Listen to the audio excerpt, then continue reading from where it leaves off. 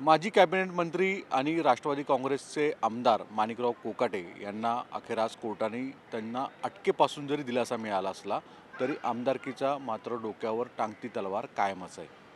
आत्ता मी विधिमंडळाच्याच परिसरामध्ये आहे. माझ्या मागे विधिमंडळ आहे.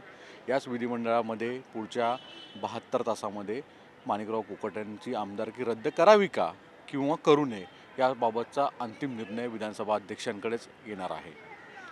मुळात आज कोर्टामध्ये सगळ्यांचं लक्ष होतं ते माणिकराव कोकाटे यांना अटकेच्या संदर्भात जे वॉरंट काढलेलं आहे त्याच्यामध्ये दिलासा पहिल्यांदा मिळेल का. जर दिलासा मिळाला नसता तर कदाचित कोकाटेंना मेडिकल ग्राउंडवर आत्ता ते लीलावती हॉस्पिटलमध्ये आहेत, त्यांच्यावर वेगवेगळ्या टेस्ट सुरू आहेत आणि शस्त्रक्रियाही होईल हृदयाची असं सांगण्यात येतं. जर तसं झालं असतं तर कदाचित कोकाटे यांना दिलासा मिळाला नाही तर मात्र सगळ्यात जास्त त्यांच्यासाठी डोकेदुखी वाढली असती. आज हायकोर्टाने त्यांना जी अटकेच्या संदर्भामध्ये जी दिलासा दिलेला आहे त्याचा किमान फायदा त्यांना असा होईल की ते आता अरेस्ट होणार नाही आहेत. पण त्याचवेळी आमदारकी मात्र तितकीच धोक्यात आहे. नाशिक जिल्हा न्यायालयाच्या संदर्भामध्ये जो आदेश दिलेले आहेत, शिक्षा सुनावलेली आहे कोकाटेंना, ती मात्र हायकोर्टाने कायम ठेवल्याचं समोर आलेलं आहे. आणि हायकोर्टाने जो अटकेपासून दिलासा आहे तो मात्र थोडासा कोकाट्यांसाठी एक फायद्याचा आहे. मुद्दा उपस्थित राहतो की कोकाट्यांच्या आमदारकीचं काय होणार. जर विधिमंडळातल्या नियमांचा जर आढावा घेतला, आपण नियमांची माहिती घेतली तर कोणत्याही लोकप्रतिनिधीला 2 वर्षापेक्षा जास्त वेळ, जास्त काळ जर शिक्षा सुनावली असेल तर त्याची लोकप्रतिनिधी आमदारकी जी आहे ती रद्द होते.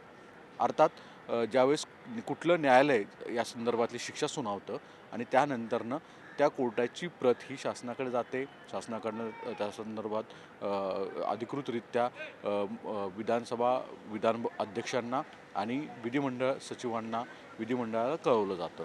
मग त्यानंतरनं जो सगळ्यात महत्त्वाचा निर्णय सुरू होतो तो म्हणजे विधानसभा अध्यक्षांचा. आता विद्यमान विधानसभा अध्यक्ष राहुल नार्वेकर आहेत आणि त्यांनी आता याबाबतचा निर्णय घेणं अपेक्षित आहे. आज शुक्रवार सायंकाळी साधारणतः 5-5:30च्या आसपास कोकाटेंच्या बाबतीत जी फायनल ऑर्डर होती, त्यांना त्यांची जी शिक्षा आहे ती कायम ठेवलेली आहे, पण अटकेपासून जो दिलासा दिला आहे तो निर्णय झाला आणि त्यानंतरनं मग जी काय पुढची प्रोसेस करायची आहे ती केली जाईल. मात्र त्यातच शनिवार रविवार आहे, शासकीय कामकाज मंत्रालय आणि बाकीचे इतर जे आहेत ते बंद होतं. कोर्टाच्या वतीने विधिमंडळाला ज्यावेळेस कळवलं जाईल तो साधारणतः सोमवारपर्यंत किंवा मंगळवारपर्यंत ही अधिकृतरित्या ऑर्डर येईल असं सांगितलं जातं. आणि त्यानंतरनं मग मात्र नेमका कोकाटेंना आमदारकी रद्दच्या बाबतचा निर्णय घ्यावा लागणार आहे. एका बाजूला विरोधकांनी सुनील केदार यांच्या केसचा संदर्भ दिलेला आहे आणि दबाव वाढवू पाहत आहेत की कोकाटेंच्या बाबतीतसुद्धा थेट कारवाई केली जावी, त्यांची आमदारकी रद्द केली जावी. अर्थात सर्व काही चेंडू जो आहे तो आता अखेर विधानसभा अध्यक्षांकडे येणार आहे. कोकाटेंना स्वतःला जी शिक्षा झालेली आहे त्याला अपिलार्थ जाण्यासाठी सर्वोच्च न्यायालयात जावं लागणार आहे.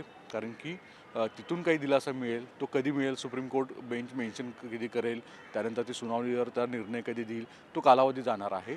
पण त्याच्या आधी विधानसभा अध्यक्षांकडे त्याचा अंतिम फैसला होणं हे अपेक्षित आहे. विधानसभा अध्यक्ष विधिमंडळाचे जे नियमावली आहे त्यावर आधारित जर करायचं असेल तर ते त्यांच्या हाती ज्यावेळेस अधिकृतरित्या कोर्टाची ऑर्डर मिळेल त्याच्यानंतरनं ते थेट निलंबनाची कारवाई करू शकतात. पण रुलिंग पार्टीचे आमदार आहेत, अजित पवारांसारख्या नेत्यांचे ते निकटवर्तीय आहेत. अशा परिस्थितीमध्ये सत्ताधारी बाकावर ते थेट कॅबिनेट मंत्री होते. अशा परिस्थितीत कोर्टाने कोकाटेंना ज्या पद्धतीने फटकारलेलं आहे, शिक्षा कायम ठेवलेल्या दिसून येत आहेत. त्यानंतर आता विधानसभा अध्यक्ष हे नेमकं काय करणार याकडे सगळ्याचं लक्ष आहे. विधानसभा अध्यक्षांनी याबाबतचा निर्णय जर त्यांच्याकडे आलेल्या ऑर्डरनंतर तात्काळ घेतला तर माणिकराव कोकाटेंसाठी सगळ्यात मोठी नामुष्की असेल, त्यांची आमदारकी रद्द होईल. अर्थात त्याआधी ते सर्वोच्च न्यायालयात जाऊन दिलासा घेण्यासाठी फार प्रयत्न करतील, पण ते स्वतः आता बेल रिटर्न्स आहेत, त्यांच्या वकील कोर्टात जाऊन वरच्या सगळ्या प्रयत्न करतील असं म्हटलं जातात. पण कुठे ना कुठेतरी अजित पवारांसाठी आणि त्यांच्या पार्टीसाठी फार मोठी एक नामुष्की आहे.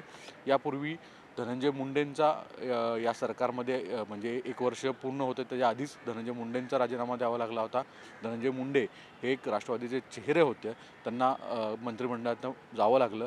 त्यानंतर आता माणिकराव कोकाटे यांना देखील कॅबिनेट मंत्रिपदावरून तर जावंच लागले, पण आमदारकीवरूनही जाण्याची नामुष्की आली. तर सिन्नर या विधानसभा मतदारसंघामध्ये पोटनिवडणूकसुद्धा लागण्याची शक्यता आहे. पण हे पुढच्या सगळ्या गोष्टी आहेत. तत्पूर्वी विधानसभा अध्यक्ष यांना निर्णय घ्यावा लागणार आहे आणि ते किती लवकर निर्णय घेतात यावर सगळं काही अवलंबून असणार आहे.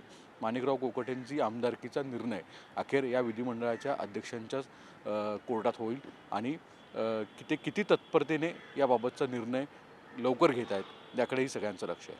तुर्तास इतकंच. धन्यवाद.